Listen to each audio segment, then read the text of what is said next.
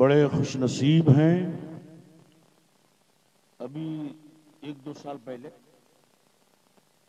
حج بیت اللہ سے بھی فارغ ہوئے، اور جس سال حج کے لیے جا رہے تھے اس سال ان کے بیٹے مکتوم صاحب نے میری گزارش پر حضور عالی کی یاد میں لکھی گئی کتاب حج گائیڈ، جو حج کی تفصیلات اس میں نے لکھی ہے، اس بیچارے نے 16,000 روپیہ خرچہ کر کے میری اس کتاب کو بامبے میں سبحان چھپوایا. اللہ. یہ بھی صدقہ جاریہ ہے. ہر سال حاجی لوگ جو حج کے لیے جاتے ہیں اور رام گنج سنی ویلفیئر سوسائٹی حج کمیٹی میں جو حاجیوں کو پریکٹیکلی طور پر حج کا طریقہ کئی سالوں سے میں سکھاتا ہوں، بتاتا ہوں، تربیت حج، تو اس میں جو حاجی نئے حج کے لیے جاتے ہیں ان کو وہ کتاب فری میں بانٹی جاتی ہے. سبحان اللہ. تو ان کا ثواب ہمارے حاجی صاحب کو، ان کے بیٹوں کو ملے گا. آج کا یہ پروگرام جو اس خوشی میں ہے کہ بابو حضور نے دعوت منظور فرما لیا. سبحان اللہ بولیے نا، سبحان اللہ بولیے، ذرا زور سے بول دیجئے سبحان اللہ. تو اللہ کی ایک نعمت، اسی کے شکریہ کے لیے، اسی کے پرچار و پرسار کے لیے یہ میلاد شریف کا پروگرام رکھا گیا ہے. اور ہمارے علماء کرام شورا اسلام کا ایک نورانی قافلہ جلوہ گر ہے. دوپہر میں ٹائم بہت کم ہوتا ہے، 12 بجے سے پہلے لوگ آتے نہیں، 1:30 بجے کے بعد لوگ ٹھہرتے نہیں. تو 1-1.25 گھنٹہ کا پروگرام، اس لیے بہت سے علماء شورا جو ہمارے رہ جاتے ہیں تو وہ کبیدہ خاطر نہ ہو کہ آپ کی حاضری و شرکت اللہ قبول فرما لے اور بخشش کا ذریعہ بنائے. ابھی بڑی شاندار نعت پاک مولا علی کے تعلق سے عزیز گرامی مولانا شمیم نوری، اور پھر مدینے کے تعلق سے ہمارے داولوم،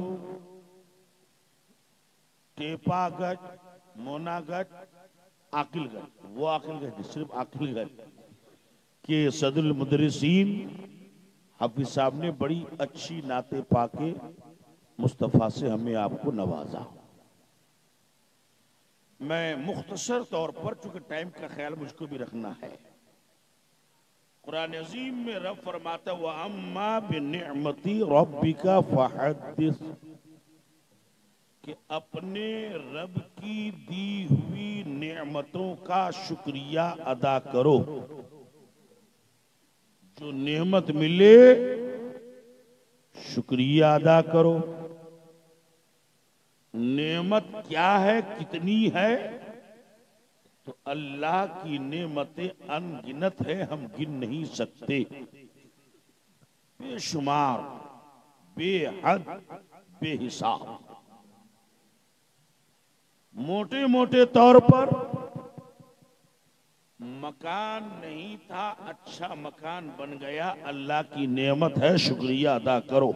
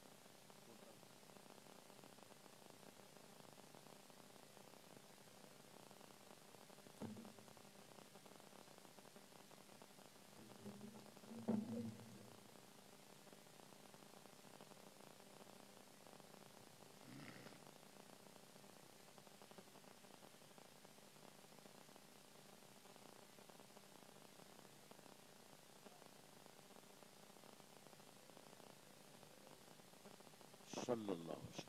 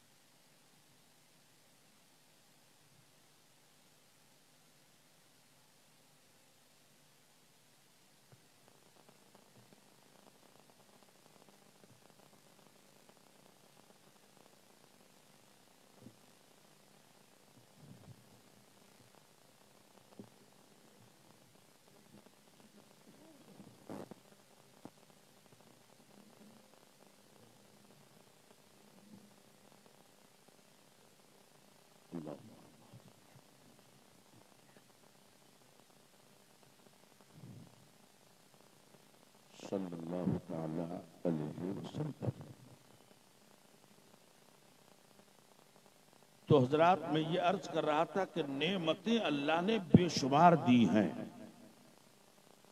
ان میں سے موٹی موٹی نعمتیں یہ ہیں: مکان نہیں تھا، مکان بن گیا، اللہ کی نعمت ہے، شکریہ ادا کرو. نیک بیوی مل جائے، دینی پرہیزگار نمازی، اللہ کی نعمت ہے، شکریہ ادا کرو. نیک صالح اولاد مل جائے، اللہ کی نعمت ہے، شکریہ ادا کرو. اچھے لوگوں کی مجلس میں بیٹھنے کا موقع مل جائے، اللہ کی نعمت ہے، شکریہ ادا کرو. اور اس دور حاضر میں، اس دور پرفتن میں بابو حضور جیسا مرشد کامل مل جائے، اللہ کی نعمت ہے، شکریہ واہ ادا سبحان کرو. اللہ ماشاءاللہ. اب شکریہ کیسے ادا ہو؟ ڈھول بجا کر نہیں، بسیار لگا کے پورے گاؤں والوں کو دعوت دے کر نہیں. شکریہ اس طرح سے ادا ہو کہ اللہ کی نعمت کا پرچار بھی ہو جائے اور اللہ کی عبادت بھی ہو جائے.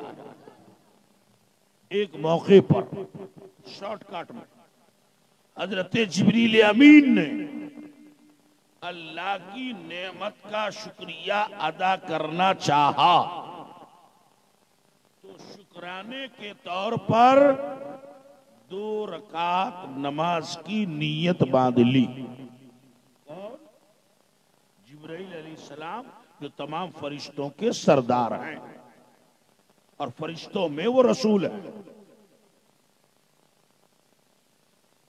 2 رکعت نماز کی نیت. اور کیسی نماز؟ جیسے ہم اور آپ پڑھتے ہیں اٹھک بیٹھک خالی، ایسے نہیں، بلکہ حدیث پاک میں ہے، درۃ الناصحین میں یہ حدیث موجود ہے کہ 1 رکعت نماز پڑھنے میں حضرت جبریل کو 20,000 سال گزر گیا. 1 رکعت نماز 20,000 سال. پھر دوسری رکعت کے لیے کھڑے ہوئے تو ایسا نہیں کہ پہلی والی لمبی ہو گئی تھی تو اس کو شارٹ کٹ میں چلا لیں. آپ لوگ گیٹ میں کھڑے نہیں رہیے، ادھر جگہ ہے. بولے میرے بھائی ادھر جگہ ہے، آ کر کے بیٹھ جائیے. حضرات ٹائم کم ہے، شارٹ میں آئیے.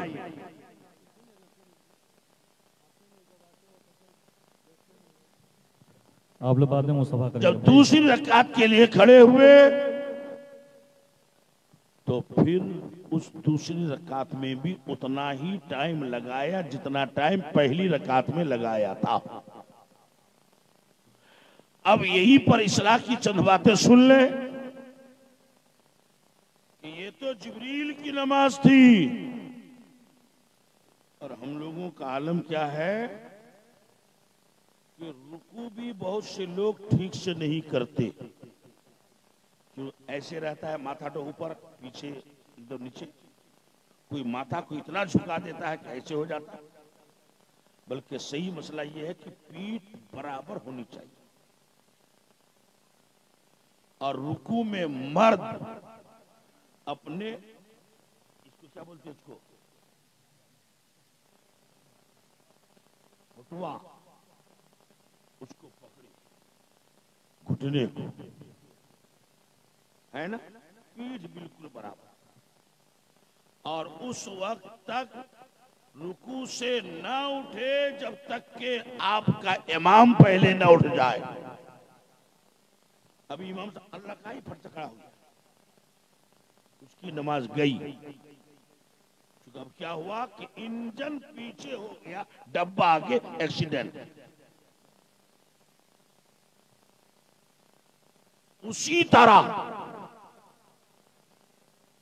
امام سے پہلے مقتدی سجدے میں نہ جائے،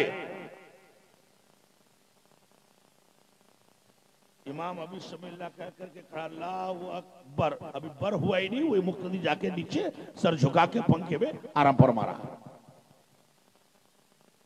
اگر ایک لمحہ کوئی مقتدی امام سے پہلے رکوع میں یا سجدے میں چلا گیا ہے یا سر اٹھا دیا، اس کی نماز ختم۔ اس لیے اماموں کو بھی چاہیے کہ آپ آدھی حرکت کر لیں تب اللہ اکبر کہیں، اٹھ رہے ہیں آپ نواب صاحب کی طرح اللہ کہتے ہوئے جب تو سب اٹھ گیا، تو جہاں مقتدیوں کا مسئلہ ہے وہی اماموں کو بھی سیکھنا چاہیے۔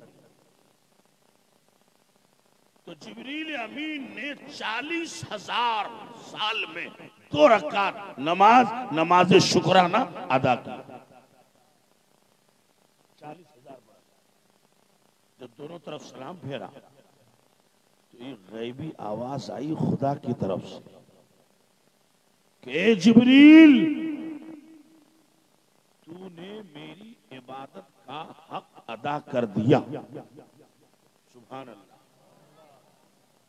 لیکن اے جبرائیل سن، سارے نبیوں کے بعد، سارے رسولوں کے بعد، سارے پیغمبروں کے بعد جب میرا آخری نبی آئے گا، جب آمنہ کا لال آئے گا، جب مکی سردار آئیں گے، مدنی تاجدار آئیں گے، امام الانبیاء آئیں گے، طٰہٰ و یاسین آئیں گے، مزمل مدثر آئیں گے، یعنی محمد رسول اللہ آئیں گے، ان کا مقام تو بہت بلند ہے، ان کے جو امتی ہوں گے وہ 2-4 منٹ میں میری بارگاہ میں 2 رکعت نماز پڑھیں گے تو ان کا ثواب تمہاری 40,000 والی عبادت سے زیادہ عطا کر دوں گا۔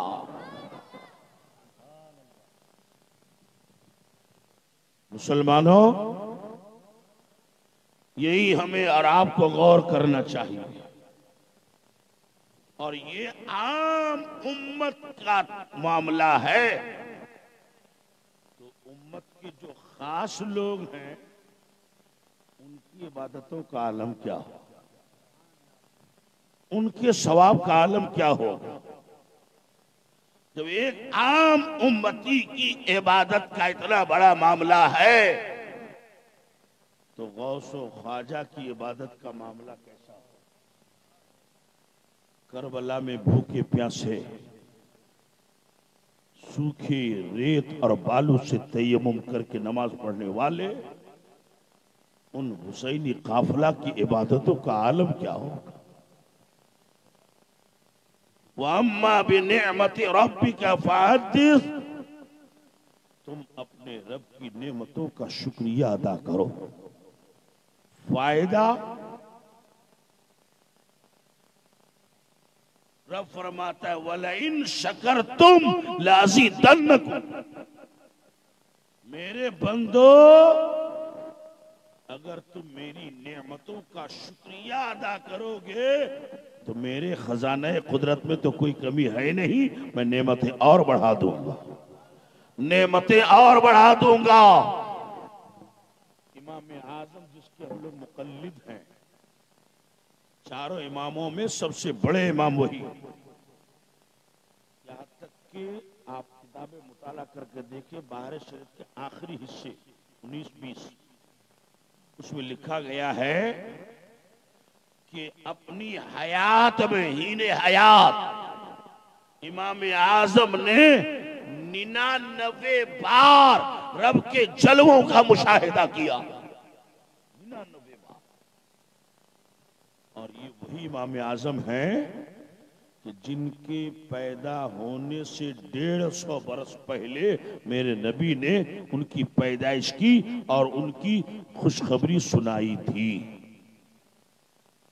کہ ابنائے فارس میں میرا ایک ایسا امتی ہوگا کہ اگر علم ثریا تارا کے پاس بھی ہو تو وہاں سے علم کو توڑ کے لائے گا۔ علماء متفقہ طور پر فرماتے ہیں اس ابنائے فارس سے مراد حضرت امام اعظم ابو حنیفہ۔ تو کسی نے پوچھا امام اعظم سے کہ حضور آپ کو اتنا علم کیسے آیا، اتنا علم کیسے آیا؟ تو فرمایا کہ جب بھی مجھے ایک علم مل جاتا میں اللہ کا شکریہ ادا کرتا، پھر مجھے دوسرا علم مل جاتا، یعنی میں نے رب کا شکریہ ادا کرتا رہا اور اللہ نے میرا علم بڑھاتا بڑھاتا بڑھاتا یہاں تک پہنچا دیا۔ بس 1 منٹ میں ایک آخری بات، ایک بات بتائیے، آپ بنگال والے ہو، بڑی آسانی سے سمجھ میں آئے گی۔ الیکشن کے موقع پر اس کونے سے ایک ممبر کھڑا ہوا، اس کونے سے ایک ممبر ہے نا، ایک مثال۔ تو یہ ممبر صاحب کبھی بھی اس ممبر صاحب کے گھر جائے گا ایک دم ایسے، جس کو 36 کا آنکڑا کہتے ہیں۔ 36 کا آنکڑا کیوں؟ یہ 3 کو دیکھیے ایسے ایسے ہے، 6 کو دیکھیے ایسے ایسے ہے، اس کا منہ ادھر اس کا منہ ادھر، اس کو کہتے ہیں 36 کا آنکڑا۔ بہار کا الیکشن کب ختم ہوا ہے؟ اور سوناپور میں ہم لوگوں کا 36 کا آنکڑا چل رہا۔ حالانکہ باوجود اکثر فرماتے ہیں کہ تم جو بھی پارٹی کرو منع نہیں ہے، لیکن پہلے سوچو کہ ہم پہلے مسلمان ہیں، پارٹی والا بعد میں۔ تو 36 کا آنکڑا ہوتا ہے، تو 4 امام تو وہ بھی تو آپس میں ایسے ہونا چاہیے معاذ اللہ، لیکن چوتھا امام امام شافعی جو مسلکن امام اعظم کے مخالف، مسلکن ان کا مسئلہ الگ ان کا مسئلہ الگ، ہاں اس طرح آتے جاتے رہنا، سبحان اللہ بولی۔ تو ہم لوگ نیت مانتے ہیں یہاں، امام شافعی مانتے ہیں یہاں۔ ہم جو وضو کرتے ہیں تو ترتیب کے ساتھ وضو، ترتیب کا مطلب پہلے چہرہ دھو، پھر دونوں ہاتھ، پھر سر کا مسح، پھر پیر، یہ ہمارے نزدیک امام اعظم کے نزدیک صرف سنت، فرض نہیں، اور امام شافعی کے نزدیک فرض ہے۔ بہت سے مسائل میں اختلاف، اس اختلاف کے باوجود امام شافعی کہتے ہیں جب میرا کوئی مسئلہ حل نہیں ہوتا تو میں امام اعظم کی مزار پر جا کر فاتحہ پڑھتا، فاتحہ ختم نہیں ہوتی میرا مسئلہ حل ہو جاتا تھا۔ وہ امام اعظم، سبحان اللہ بولیے، زور سے بولیے نا سبحان اللہ، جی لگا کے کہیے یا رسول اللہ۔ اس امام اعظم سے کسی نے پوچھا، اب سب آخری بات، کہ حضور آپ کی عمر مبارک کتنی ہے، کتنے سال ہے؟ فرمایا 2 سال۔ اتنا بوڑھا آدمی तारीफ पक गई और सिर्फ 2 साल। इमाम आजम का जवाब सुनिए और एडवांस में कहिए सुभान अल्लाह। फरमाया कहने को तो 70-72 साल उम्र हो गई, लेकिन इस पूरी जिंदगी में 2 साल एक औलाद रसूल की खिदमत में रहने का मौका मुझको मिला, तो मैं समझता हूं मेरी वही जिंदगी है। वो कौन? इमाम हुसैन के पोते हजरत इमाम जाफर सादिक। और फिर इमाम आजम कहते हैं लौ लसनतान लहलक नौमान। अगर वो 2 साल ना होता तो नौमान इब्न साबित इमाम आजम तो हलाक। तो हम कितने खुशनसीब हैं कि औलाद रसूल की खिदमत में, सोहबत में, उनकी बारगाह में बैठे हैं। अल्लाह ताला इनकी फैज़ व बरक़ात से हमको, आपको, सबको मालामाल फरमाए। अब थोड़ी देर सरकार बाबू हुजूर की वाज़ो नसीहत और कीमती बातें आपको हमको सुननी है। उससे पहले एक ऐलान सुनिए। ये नूरी कैलेंडर जो हुजूर आली सरकार बाबू हुजूर की तरफ से आप सबके लिए तोहफा है, तबर्रुक है। इसमें कुरान पाक की आयत उर्दू में तर्जमा, एक हदीस और बुजुर्गाने नक्शबंदिया की, यानी जिस सिलसिले के सरकार बाबू हुजूर पीर मुर्शिद हैं, उस सिलसिले के मशाइख के तरतीबवार सवाने हयात, और जिस पन्ने में जिस बुजुर्ग का बयान है उसी पन्ने में उस बुजुर्ग का मजार भी दिया गया है, मजार का फोटो। लिहाजा इसको तबरुक समझकर, तोहफा समझकर लीजिए। अपने घर में, दुकान में, मकान में, क्लिनिक में, ऑफिस में, दफ्तर में, मस्जिद में, मदरसे में, बैठक में, बारी घर में लगाइए। इंशाअल्लाह खैर बरकत होगी। आप उठ के यहाँ आएंगे तो डिस्टर्ब होगा। हमारे अजीजम शम्स तबरेज आपके पास खुद जा रहे हैं। आप 90 रुपया इसका हदिया दे करके, 100 रुपए 90 रुपया हदिया दे करके ये नूरी कैलेंडर आप यहाँ से, ये हमारे अजीजम शम्स तबरेज से जरूर लीजिए, अपने अपने घरों में लगाइए। इंशाअल्लाह आपके घर में खैर बरकत होगी। अब आप तैयार हो जाए सरकार बाबू हुजूर की वाज़ो नसीहत की कुछ कलेमा सुनने के लिए। नारे तकबीर, नारे रिसालत, मसलकी आला हजरत, फैजान सरकार हुजूर आली, फैजान सरकार बाबू हुजूर।